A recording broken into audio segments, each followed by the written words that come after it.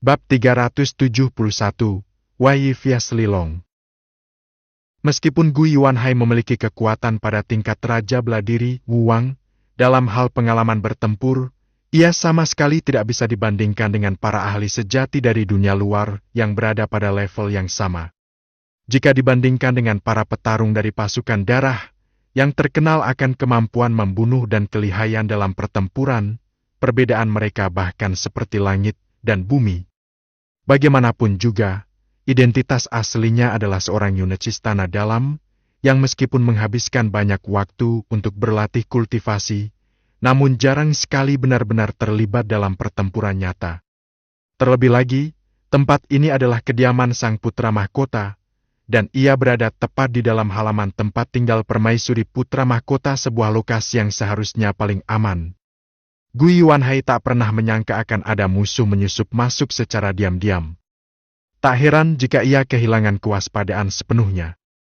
Saat ribuan tebasan pedang yang tajam melesat menerjangnya, wajah Gu Yuanhai langsung berubah drastis. Niatnya untuk mundur muncul seketika, namun sudah terlambat. Cahaya pedang yang tak terhitung jumlahnya langsung menyelimuti seluruh tubuhnya.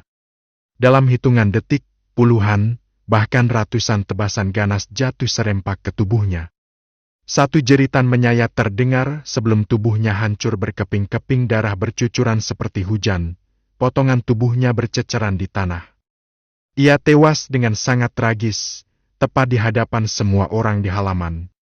Untuk sesaat, seluruh halaman terdiam dalam keterkejutan. Bahkan Lilong, sang putra mahkota dinasti Tang, yang terkenal akan ketenangan dan kecermatannya, tampak terperangah. Wajahnya dipenuhi ekspresi kaget yang tak bisa disembunyikan. Perubahan mendadak ini benar-benar di luar dugaan semua orang. Barulah ketika Wei Ye melangkah keluar dari dalam ruangan, semua orang akhirnya tersadar dari kebekuan mereka. "Pengawal! Cepat panggil pengawal! Ada penjahat yang mencoba membunuh Yang Mulia Putra Mahkota! Lindungi Yang Mulia! Lindungi Putra Mahkota!" Para yunet panik berteriak histeris, seolah-olah sedang berlomba siapa yang bisa berteriak paling keras. Namun berbeda dengan mereka, Lilong justru bertindak dengan cepat dan tegas. Tanpa banyak bicara, ia langsung membalikkan badan dan berlari cepat keluar dari halaman. "Hai MPH, cukup cerdas juga."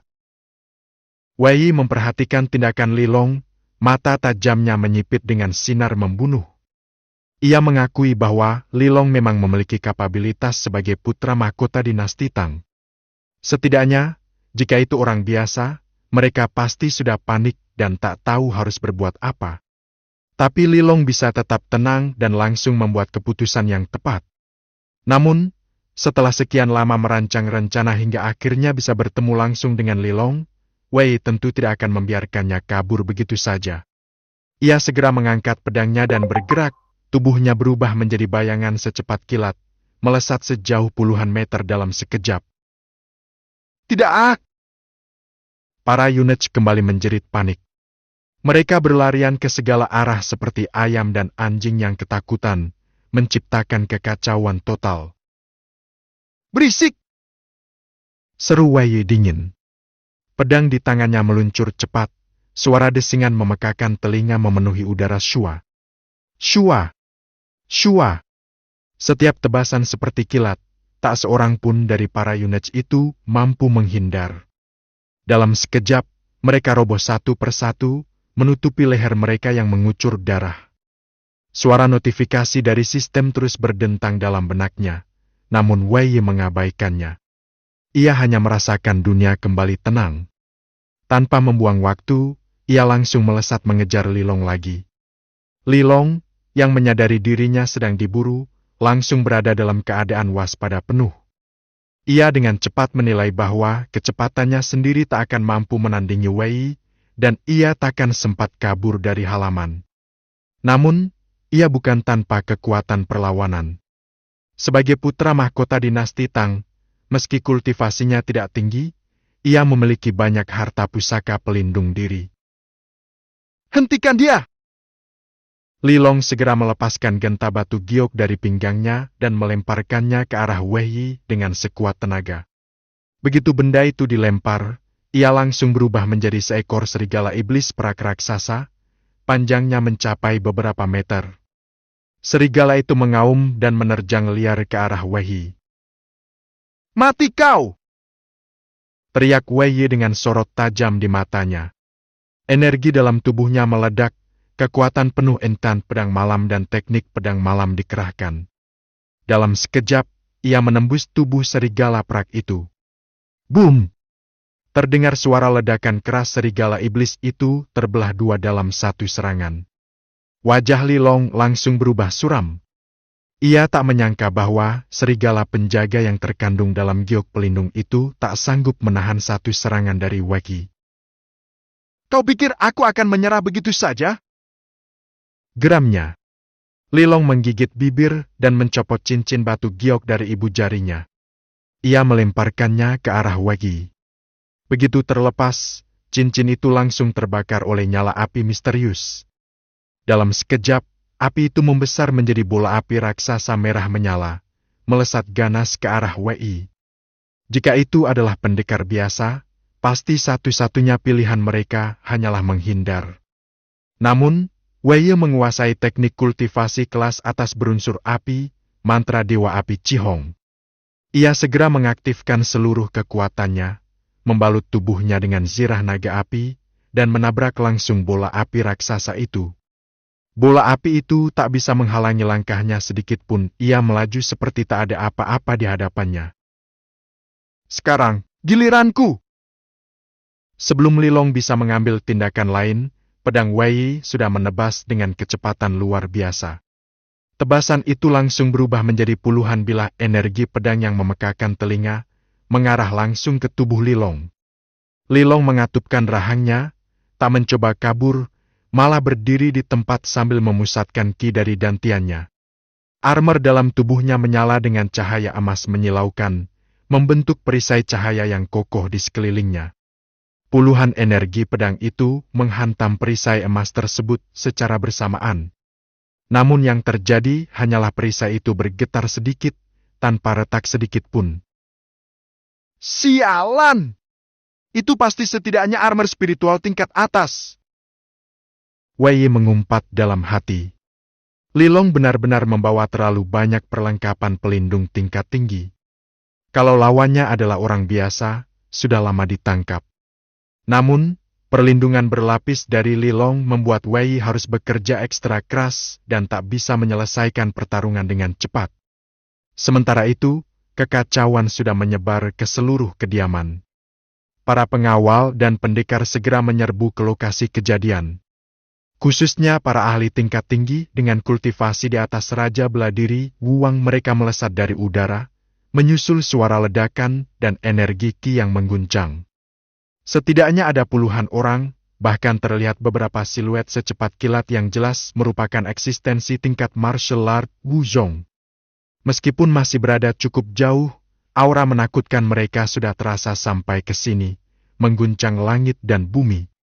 Seluruh kota Yijiang pun ikut terguncang oleh tekanan dahsyat itu. "Lindung yang mulia!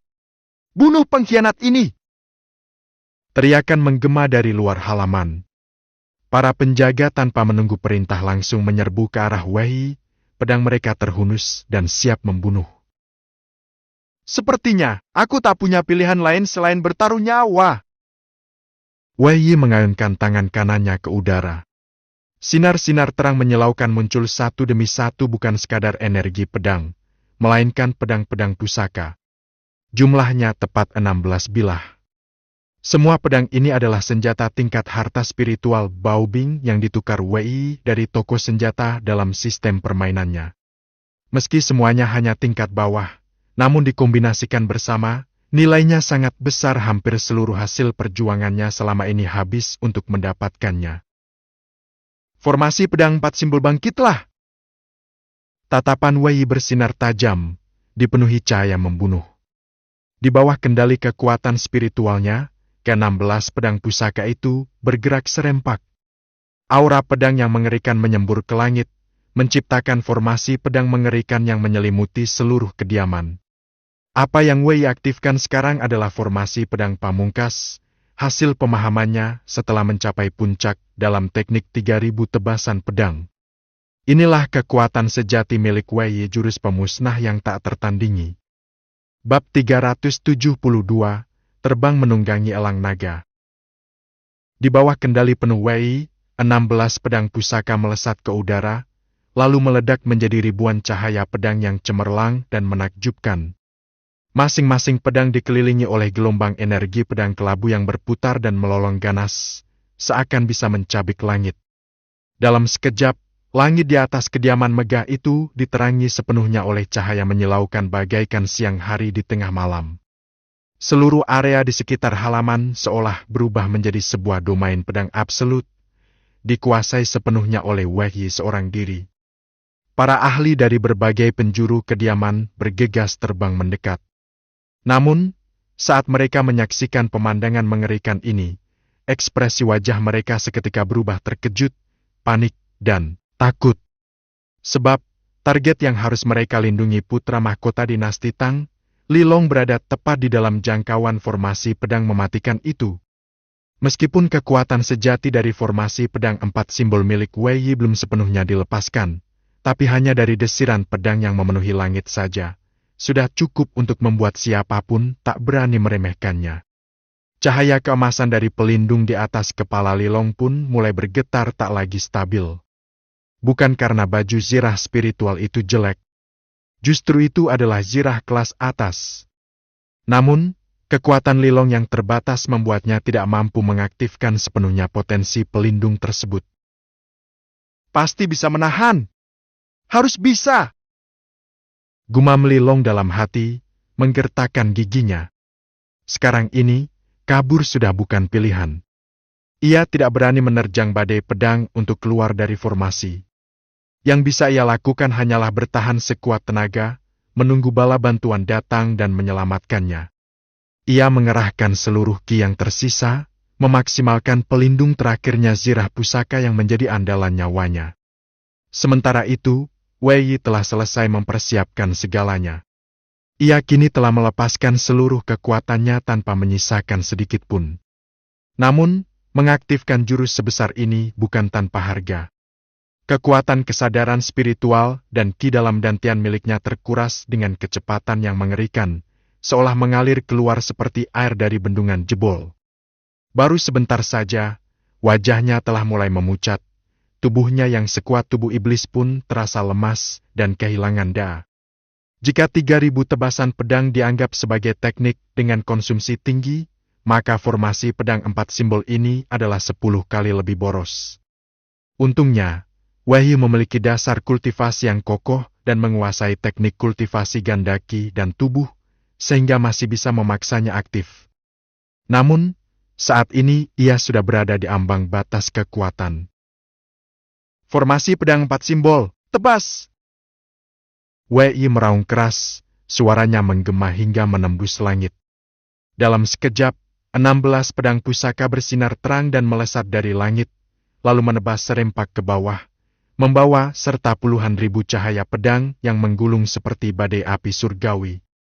Semuanya menyatu menjadi bola cahaya raksasa yang menghantam ke tanah seperti meteor surgawi. Boom!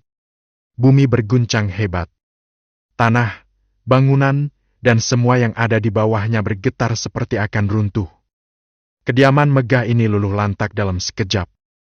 Bangunan demi bangunan ambruk dan hancur berkeping-keping. Tak terhitung banyaknya pengawal dan pendekar gugur, dihancurkan oleh badai pedang tanpa sempat mengeluarkan satu serangan pun.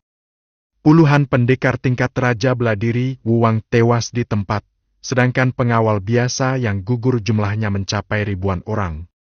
Notifikasi dari sistem berdentang tanpa henti di dalam benak Wei. Poin pengalaman meningkat pesat dalam sekejap menembus 2 juta. Lebih cepat dan mudah dibandingkan pertempuran manapun sebelumnya. Namun, hasil besar ini datang dengan harga tinggi. 16 pedang pusaka yang ia beli dengan harga mahal dari toko senjata sistem telah seluruhnya hancur hanya bisa digunakan 1 kali. Dengan kata lain, Wei Yi menukar kekayaan dengan pengalaman. Jika kekuatannya sudah cukup tinggi, ia bisa mengontrol pedang-pedang itu tanpa menghancurkannya. Tapi sekarang, ia belum sampai di tingkat itu. Di tengah kehancuran, perisai emas di atas kepala Li Long juga hancur berkeping-keping. Ia jatuh terduduk di tanah, lemas dan putus asa. Sirah emas yang ia kenakan tampak dipenuhi retakan halus, dan orangnya pun melemah drastis, sulit untuk diperbaiki lagi. "Ikut aku." Tanpa menunggu para pendekar tangguh yang sedang mendekat, Wei Yi langsung melesat ke depan Li Long dan menarik tubuhnya bangkit. Li Long yang barusan mengalami serangan balik Qi, tak memiliki kekuatan sedikit pun untuk melawan. Wei Yi dengan mudah menyegel dantiannya, lalu membawa tubuh Li Long melayang ke udara. "Letakkan putra mahkota! Cepat, lindungi yang mulia! Hentikan dia! Berhenti, bocah! Menyerahlah! Kau tak akan bisa kabur!" Dalam sekejap, gelombang demi gelombang pendekar datang menyerbu ke arah mereka. Bahkan sebelum sampai, serangan jarak jauh dan teknik pamungkas mulai diluncurkan dari segala arah. Serangan mereka seperti tsunami yang hendak menelan segalanya. Aura tekanan dari ribuan pendekar melesat ke langit, nyaris menyamai energi ledakan formasi pedang barusan. Namun, di tengah ancaman yang begitu dahsyat, Wei Yi justru melakukan sesuatu yang mengejutkan. Ia mengangkat tubuh Li Long dan menempatkannya di depan dirinya sebagai perisai hidup. Melihat perubahan mendadak ini, semua pendekar yang menyerang langsung terpaku di tempat. Mereka berani menyerang Wei Yi tanpa ampun. Tapi, menghantam putra mahkota? Siapa yang berani? Wajah-wajah mereka langsung berubah pucat. Senjata yang sudah dilempar dipaksa ditarik kembali. Teknik yang sudah hampir dilepaskan langsung dihentikan paksa, menyebabkan energi dalam tubuh mereka kacau. Setengah dari mereka seketika kehilangan ancaman.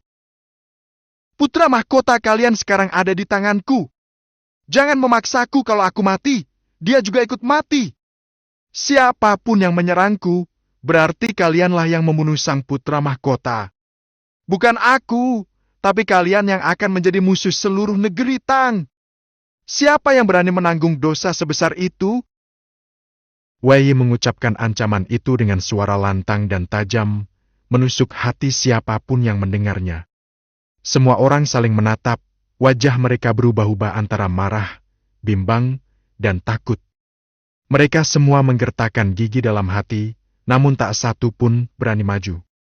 Sambil berbicara, Wei Yi mengaktifkan ruang hewan peliharaannya, lalu memanggil satu makhluk dari dalamnya. "SRI ya!" Sebuah teriakan tajam memekakan telinga menggema di udara.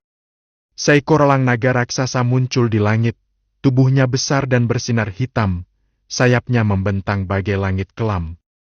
Kibasan sayapnya mengangkat badai angin hitam, membuat sejumlah pendekar yang tidak waspada terpental jauh ke udara. Wei Yi melompat naik ke punggung elang naga, menarik Li Long ikut bersamanya. Ia menoleh ke arah kerumunan yang terpaku, tersenyum mengejek, lalu melambai santai. "Tak perlu mengantar. Wei Yi pamit duluan. Putra mahkota kalian akan saya bawa ke Chu sebagai tamu kehormatan." Dengan satu aba-aba, elang naga melesat seperti kilat, meninggalkan debu dan badai di belakang. Suara Wei Yi yang angkuh dan lantang masih terngiang lama di udara, sementara para pendekar hanya bisa menatap kepergiannya tanpa daya.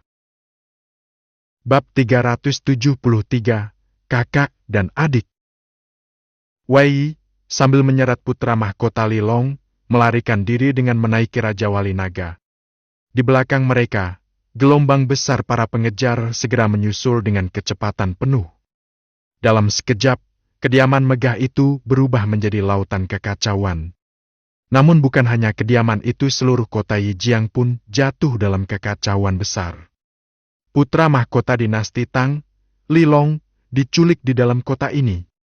Itu bukanlah hal sepele yang bisa dibiarkan begitu saja. Jika Li Long berhasil diselamatkan, masih ada peluang untuk meredakan situasi. Tapi bila ia benar-benar dibawa kabur ke negeri Chu, dan berita ini sampai ke telinga Kaisar Tang, Murka sang kaisar bisa membuat ribuan kepala di Ijiang melayang dalam semalam. Namun di tengah hiruk-pikuk itu, di dalam kediaman megah yang kini mulai hancur, sosok permaisuri putra mahkota, Wu Jing, justru berdiri dengan tenang di balik jendela.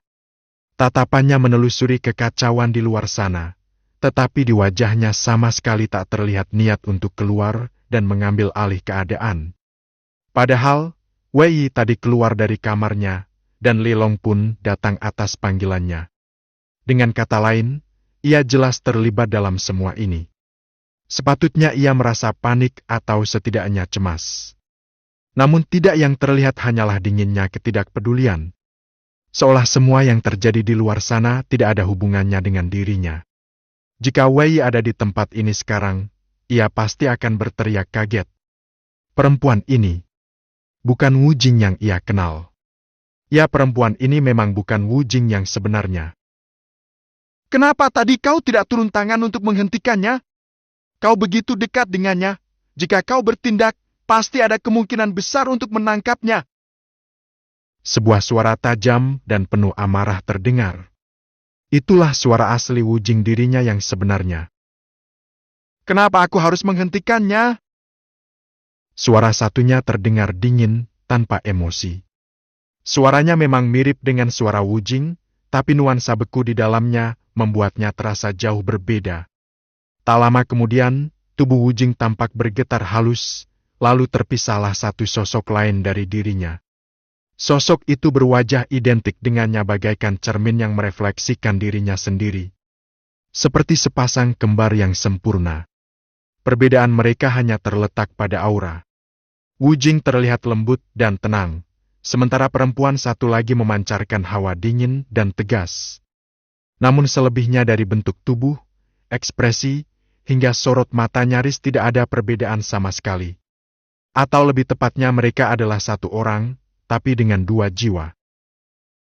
Jadi ini memang kau rencanakan?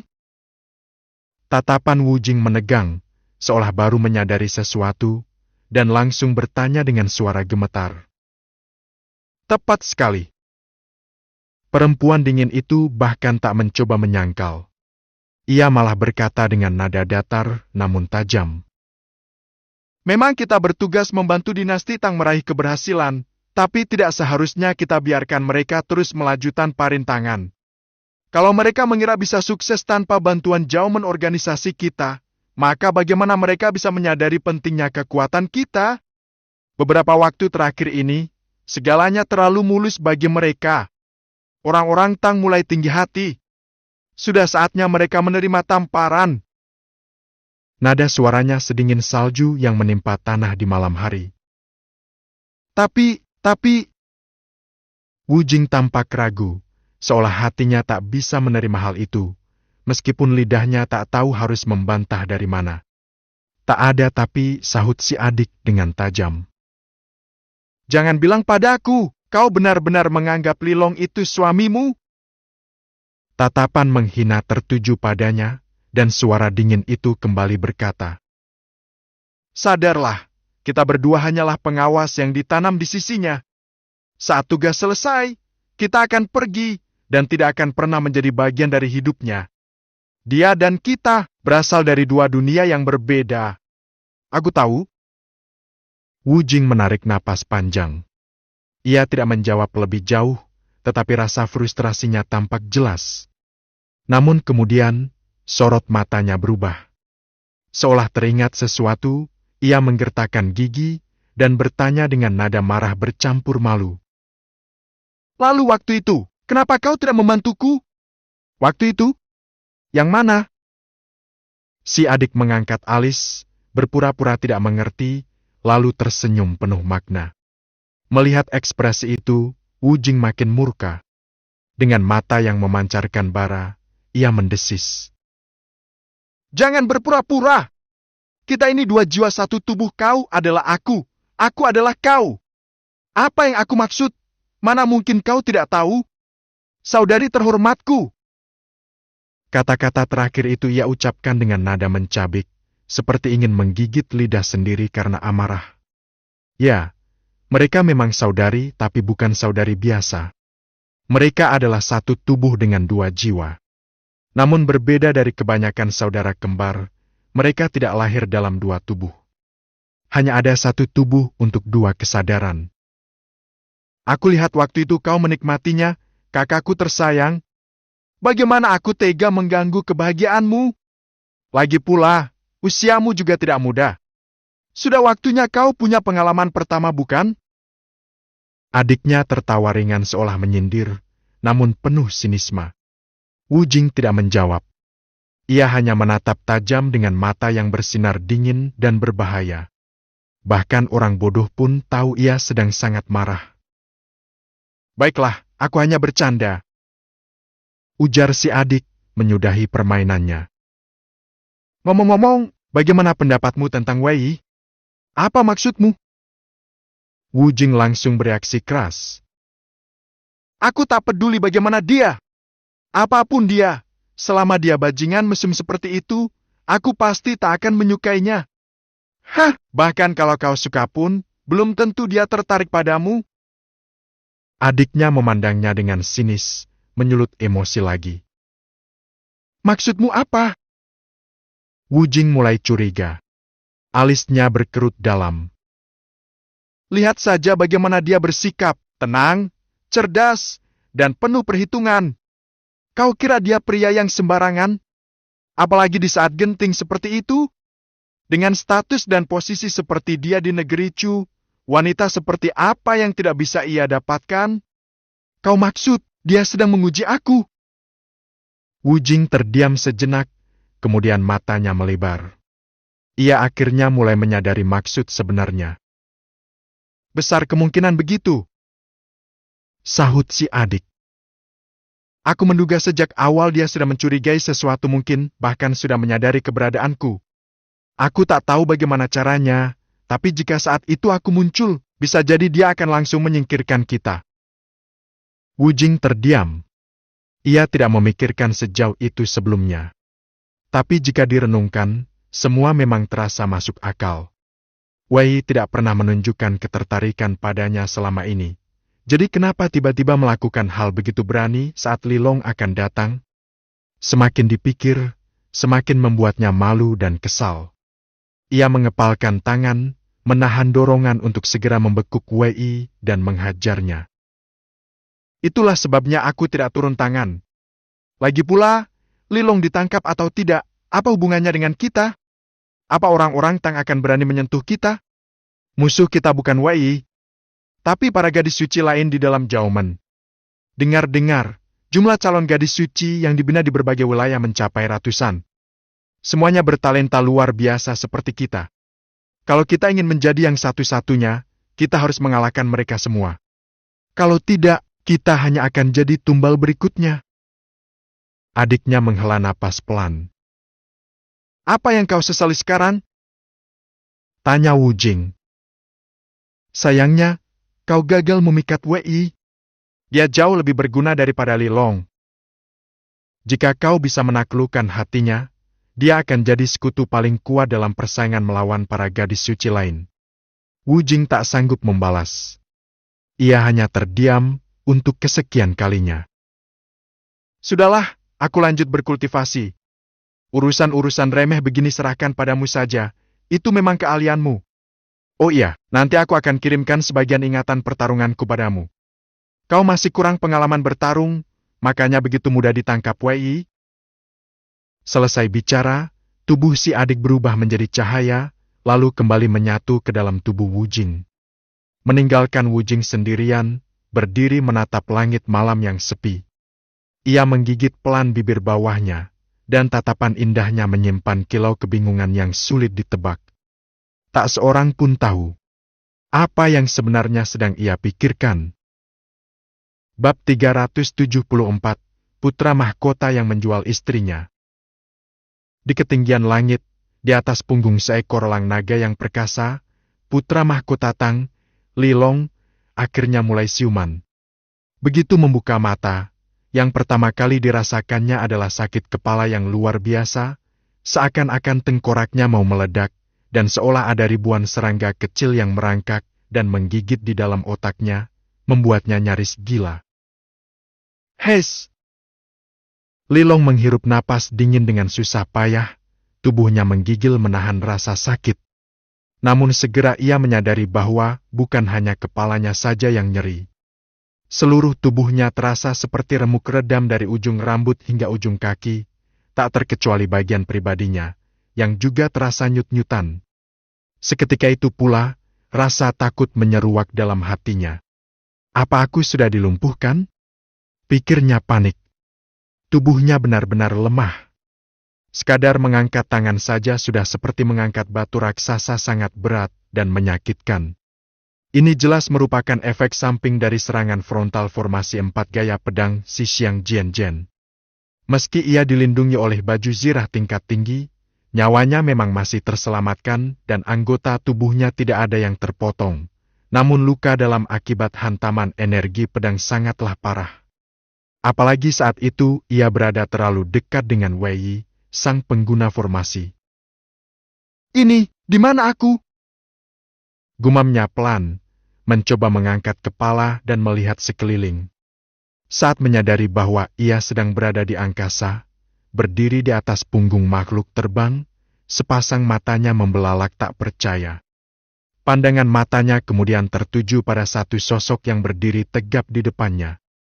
Sontak ia berseru, "Kau!" Tentu saja ia mengenali pria itu. Di halaman istana sebelumnya, pria inilah yang memburunya tanpa ampun. Benar, Yang Mulia Putra Mahkota. Tak disangka, pada akhirnya kau tetap jatuh ke tanganku. Begitu banyak pengawal dan pasukanmu, tapi tak satu pun yang bisa melindungimu. Wei Yi menjawab santai. Sambil berbicara, Wei Yi menjentikkan jari dan mengirimkan gelombang energi pedang ke tubuh Lilong. Seketika tubuh putra mahkota itu tak bisa bergerak sama sekali, tubuhnya terkapar kaku menempel di punggung elang naga. Bukan karena Wei Yi takut akan dilawan, ia tahu Lilong bukan ancaman. Tapi ia tak ingin putra mahkota membuat masalah, semisal sengaja melompat dari punggung elang dan menyebabkan keributan yang tak perlu. Gangguan semacam itu lebih baik dihindari sejak awal. Kau berani memperlakukan aku seperti ini? Teriak Lilong dengan marah begitu menyadari dirinya lumpuh total. Sebagai putra mahkota dinasti Tang, selama ini ia hidup penuh kemewahan dan kehormatan, tak pernah ada yang berani mempermalukannya seperti ini. Sekarang bahkan tak bisa menggerakkan satu jari pun. Di mana harga dirinya sebagai pewaris tahta? Hah! Wei Yi tersenyum sinis, matanya menyiratkan ejekan. Aku bahkan berani menculikmu dan membunuh semua pengawalmu. Apa menurutmu aku masih peduli dengan etika atau gelarmu? Nah, sebaiknya kau bertingkah manis, jangan membuatku kesal. Kalau aku sampai benar-benar marah, kau mungkin akan kutebas di tempat. Tentu aku tahu, sebagai putra mahkota, kau cukup cerdas untuk memahami posisi ini. Nada bicara Wei berubah dingin dan mengancam, membuat hati Lilong bergetar hebat. Walaupun ia ingin membalas dengan kemarahan, ia tahu ini bukan saatnya bermain api. Ia tak berani bertaruh nyawa. Semakin tinggi jabatan seseorang, semakin besar pula rasa takut mereka akan kematian. Dan Lilong adalah contoh sempurna dari hal itu. Sebagai putra mahkota, ia berada di puncak kekuasaan, bahkan kelak akan menjadi kaisar. Bagaimana mungkin ia rela mati sia-sia di tangan seorang pemuda yang entah dari mana? Boleh aku tahu, mengapa kau menculikku? Akhirnya ia bersuara hati-hati, mencoba menawar. Mungkin kita bisa bernegosiasi. Negeri Chu sudah tak punya harapan. Kau, sebagai orang yang hebat, kenapa masih mau membela negara sekarat seperti itu? Kalau kau mau, kau bisa menjadi tamu terhormat dinasti Tang. Apapun yang kau inginkan, aku bisa memberikannya. Wei tidak langsung menjawab, dan melihat itu, Lilong semakin bersemangat membujuk. Kalau kau ingin jabatan, aku bisa mengangkatmu jadi pejabat tinggi. Katanya penuh semangat. Kalau kau ingin kekayaan, aku bisa berikan emas, perak, permata sepuasmu. Kalau kau ingin teknik bela diri atau kitab langka, gudang rahasia kami penuh dengan ilmu-ilmu tertua dan paling langka di dunia. Aku bisa memberikannya padamu. Melihat Lilong berusaha keras menyuap dirinya, Wei Yi malah tertawa. Ia menatap pemuda itu dengan rasa geli, lalu berkata, "Bagaimana aku bisa percaya padamu? Aku sudah membunuh banyak orangmu dan menculikmu pula. Siapa yang bisa jamin kau tidak akan balas dendam begitu aku melepaskanmu? Mungkin saja setelah aku membebaskanmu, kau akan langsung mengutus pasukan untuk memburuku." "Tidak, sama sekali tidak." Lilong menggeleng keras. Ekspresinya sangat tulus, suaranya tegas penuh tekad. "Aku bisa bersumpah atas langit dan hukum surgawi, aku tidak akan menuntutmu atas apapun. Ini semua salahku sendiri, tidak ada hubungannya denganmu. Hahaha, aku ini bukan orang yang rakus pada uang atau jabatan." Wei Yi tertawa kecil lalu melirik tajam. "Aku hanya punya satu kelemahan, yaitu aku suka wanita cantik. Dan putra mahkota, istrimu itu, si Putri Wujing, benar-benar sesuai dengan seleraku. Sayang sekali, dia sudah jadi milikmu." Nada bicara Wei Yi penuh kekaguman, seakan benar-benar menyesali bahwa wanita secantik itu sudah jatuh ke tangan Lilong. Mendengar ucapan ini, wajah Lilong seketika memerah karena marah dan malu. Tapi menyadari posisinya sekarang sangat lemah, ia memaksakan diri untuk tersenyum kaku. Kalau kau menyukainya, aku bisa memberikannya padamu," katanya lirih namun mantap. Wei Yi pura-pura kaget. "Wah, murah hati sekali, Yang Mulia. Tapi itu kan istrimu. Cantik seperti bidadari pula. Apa kau benar-benar rela memberikannya padaku? Aku kok tidak yakin." Ada kilatan aneh dalam mata Wei Yi. Lilong terdiam sejenak, lalu mendesah. "Sebenarnya, dia memang hanya istri secara nama. Kenyataannya, dia adalah mata-mata dari sekte iblis hitam yang ditanam di sisiku." Demi menyelamatkan nyawanya, Lilong kini mengorbankan semua rahasia. Bahkan hubungan rumah tangganya pun dijadikan alat tawar. Jadi dia dari sekte iblis hitam? Pantas saja, tapi kalau kau sendiri belum bisa menaklukkannya, bagaimana bisa kau memberikannya padaku?" Wei Yi pura-pura bingung. "Tenang saja," jawab Lilong cepat. "Kalau kita bekerja sama, menggunakan taktik dan kejutan, kita pasti bisa menangkapnya. Setelah itu, kau bisa membawanya pergi sejauh mungkin. Sekte iblis hitam pun tak akan bisa mencium jejakmu." "Hahaha! Taktik jebakan? Wah, ide bagus, putra mahkota." Wei Yi tertawa terbahak-bahak, merasa geli luar biasa. Menjual istri sendiri, meskipun hanya istri palsu, tetap saja sebuah pemandangan langka. "Bagaimana? Kau bersedia mempertimbangkan tawaranku?" Lilong bertanya penuh harap. Ia tak punya pilihan lain, dan berharap Wei Yi mau menerima tawaran ini demi keselamatannya. Wei Yi tersenyum lebar lalu berkata, "Oh ya, hampir lupa memperkenalkan diri. Namaku Wei Yi, kau masih ingat? Kalau kau lupa, biar kuingatkan sedikit. Guo Feng Xiao, Zui Wei." Mendengar nama itu, mata Lilong membelalak lebar. Wajahnya berubah seketika jadi pucat seperti abu. "Jadi, kau adalah Wei Yi itu?" Begitu tahu siapa Wei Yi sebenarnya, Lilong langsung sadar semua ini hanya permainan. Pemuda itu tak pernah berniat membiarkannya hidup. Tepat saat itu juga, terdengar suara berat dan dingin dari kejauhan. "Berhenti! Turunkan Yang Mulia putra mahkota sekarang juga, atau kau akan mati tanpa ampun." Suara tua itu menggelegar seperti petir di langit. Dalam sekejap, beberapa siluet tubuh melesat seperti anak panah menuju arah mereka. Semua adalah ahli tingkat Wuzong. Mereka sudah tak peduli lagi bahwa putra mahkota ada di tangan musuh. Semua langsung meluncur ke arah Wei Yi dengan niat membunuh. Kecepatan mereka, dalam ledakan kekuatan penuh, bahkan melampaui kecepatan elang naga. Dalam waktu singkat, jarak dengan Wei Yi semakin dekat. Melihat itu, wajah Wei Yi berubah serius, matanya menyipit. Para orang tua ini, kelihatannya benar-benar mau mati-matian sekarang. Bab 375, hadang dia dengan segala kekuatan.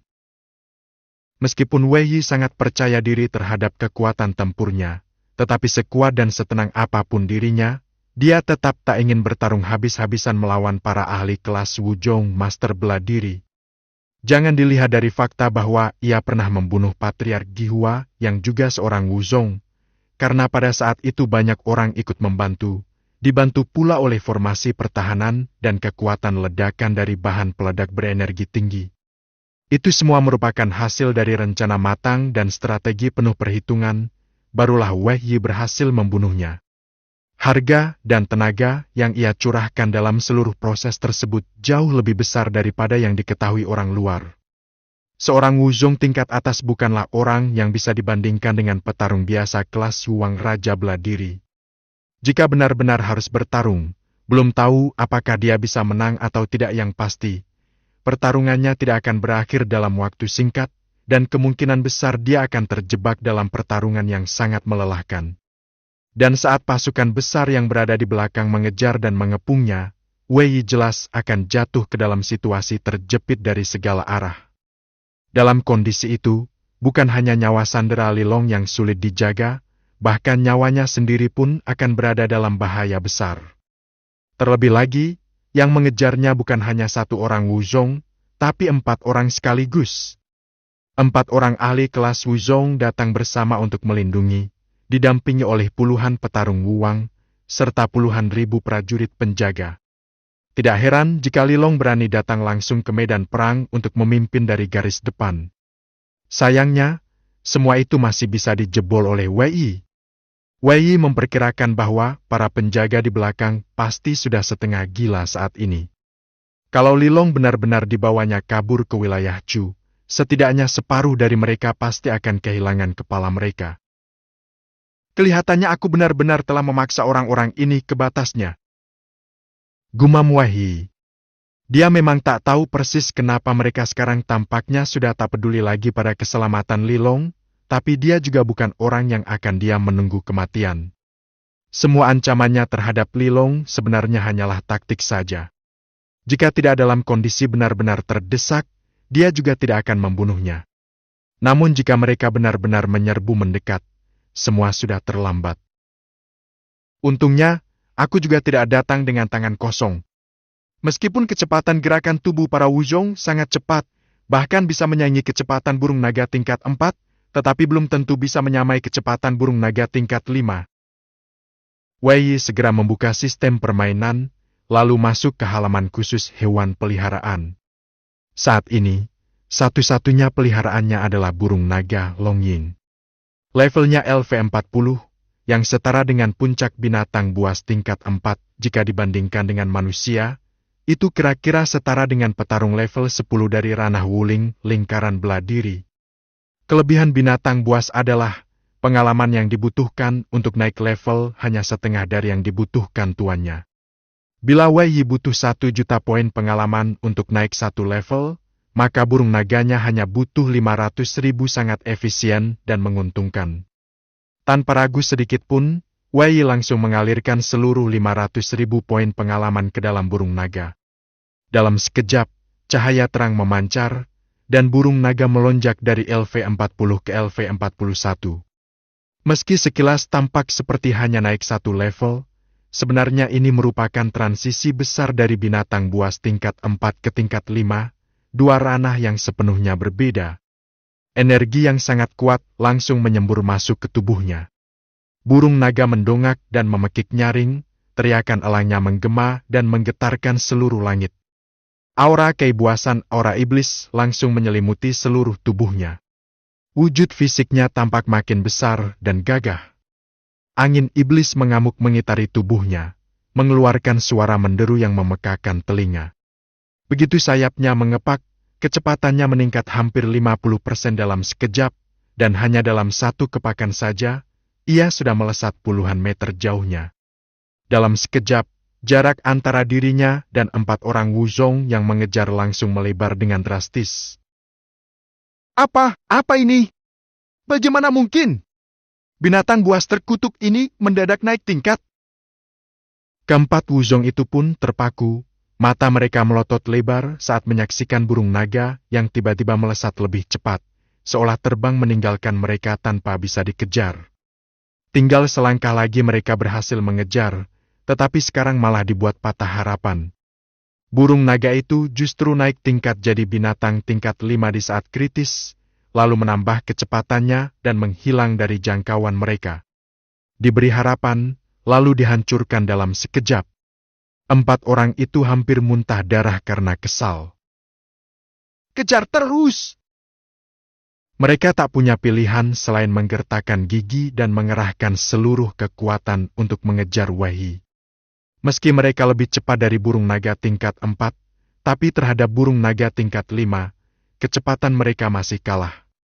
Tak peduli bagaimana mereka mengerahkan seluruh tenaga, hasilnya tetap sama, mereka hanya mampu mengejar bayang-bayang di belakang burung naga, dan tak bisa mendekatinya sedikit pun. Sementara itu, Wei duduk santai di punggung burung naga sambil menengok ke belakang, menyindir mereka dengan ekspresi mengejek. Usia kalian semua sudah segitu, kenapa masih begitu memaksakan diri? Percuma saja kalian kejar. Kalian sudah tua. Terimalah kenyataan. Dengan tubuh renta begitu, meski kalian bisa mengejarku sampai perbatasan Chu, tetap saja tak akan bisa menangkapku. Wajah keempat wuzong itu sudah hitam legam karena marah. Anak ini benar-benar membuat darahku mendidih. Kalau sampai tertangkap, aku akan mencincangnya jadi 1000 potong untuk melampiaskan amarahku. Mereka tak bisa menahan diri lagi dan mulai mengumpat. Namun, Wei justru tertawa terbahak-bahak. Dan memang, sebagaimana dikatakannya, mereka berempat tak bisa mengejar. Mereka terus mengejar sepanjang malam hingga fajar menyingsing. Saat mentari mulai naik di ufuk timur dan bayang-bayang Nanyang City sudah terlihat di kejauhan, mereka masih belum juga mengejar Wei, apalagi menghentikannya. Namun, kegigihan mereka memang luar biasa. Meski sudah begitu jauh tertinggal, mereka tetap tak mau menyerah. Beberapa kali Wei yang menyuruh burung naganya mempercepat laju, tetap saja keempat pengejar itu bisa mengikuti meski dari jauh. Burung naga, walaupun mahir dalam terbang, tetaplah merasa kelelahan setelah terbang penuh semalaman. Untungnya, dia sempat naik tingkat di tengah perjalanan. Kalau tidak, belum tentu bisa bertahan sejauh ini. Tapi akhirnya, kota Nanyang sudah terlihat di depan mata. Cegah anak itu! Yang mulia putra mahkota sedang disandera olehnya. Hadang dia dengan segala kekuatan, jangan biarkan dia masuk ke Nanyang. Tiba-tiba, keempat wuzong itu berteriak nyaring. Meski suara mereka tidak besar secara alami, namun begitu diperkuat oleh energi dalam mereka, gaungnya langsung menggema ke seluruh barak militer Tang. Dalam sekejap, puluhan ribu prajurit Tang heboh bukan main. Putra mahkota disandera? Mustahil. Itu Tuan Liu dan penjaga istana Wu. Mereka pengawal pribadi putra mahkota. Berarti ini benar. Putra mahkota memang ditangkap. Tak peduli siapa dia, kita harus hentikan dia. Sekejap saja, seluruh kamp militer Tang jadi kacau balau. Ratusan hingga ribuan ahli bela diri berhamburan ke langit, memancarkan aura luar biasa. Langit dipenuhi sosok-sosok kuat, lebih dari 100 di antaranya adalah petarung Wuang, bahkan beberapa di antaranya adalah wuzong sejati. Dalam sekejap, udara menjadi bergetar hebat. Hentikan dia! Jeritan dan teriakan marah membumbung tinggi menembus langit. Tapi yang mendengar bukan hanya pasukan Tang. Dari sisi Chu, pasukan yang berada di dalam Nanyang juga mendengar kabar ini. Awalnya mereka ragu, tetapi begitu melihat kericuhan di depan mata, mana mungkin mereka masih duduk diam? Keluarkan seluruh pasukan, cegah orang-orang Tang itu. Itu Wei, pahlawan besar dari Bawanzong kita. Dia berhasil menangkap putra mahkota Tang. Wei adalah kebanggaan negara Chu. Kita harus mengawalnya kembali dengan selamat. Ayo, semua ikut aku, terobos pasukan Tang. Buka jalan untuk pahlawan kita. Seketika itu juga, Medan perang berubah total menjadi kekacauan besar tak terkendali. Bab 376, Pertempuran hebat di bawah kota Nanyang. Karena kemunculan mendadak Wei Yi